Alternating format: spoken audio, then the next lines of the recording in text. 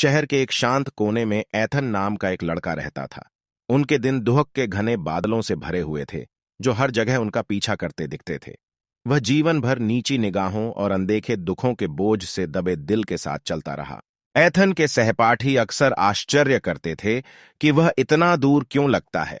उन्होंने उसे बातचीत में शामिल करने और अपनी गतिविधियों में शामिल करने की कोशिश की, लेकिन उसकी प्रतिक्रियाएं हमेशा संक्षिप्त और दूर की होती थीं।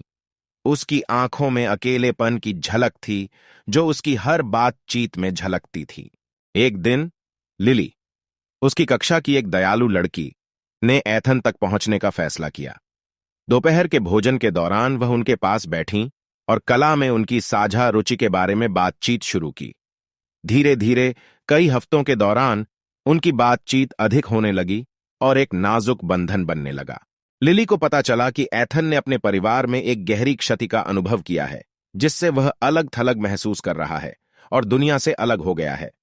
अपनी बातचीत के माध्यम से लिली एथन के लिए समर्थन का एक स्तंभ बन गई, जिसने उसे सुनने के लिए कान दिया और एक सच्ची दोस्ती की पेशकश की, जिसके लिए वह लंबे समय से तरस रहा था।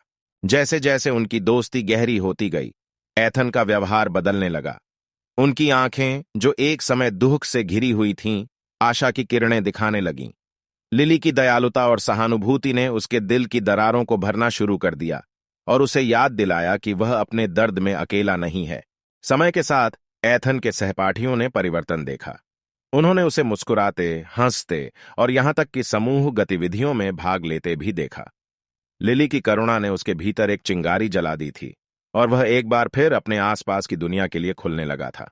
एथन की कहानी याद दिलाती है कि कभी-कभी किसी के दिल के भीतर के अंधेरे को दूर करने के लिए केवल दयालुता के एक कार्य की आवश्यकता होती है, और एक सच्चे मित्र की गर्मजोशी के माध्यम से सबसे दुखी आत्माएं भी ठीक होने और फिर से खुशी पाने का रास्ता खोज सकती हैं।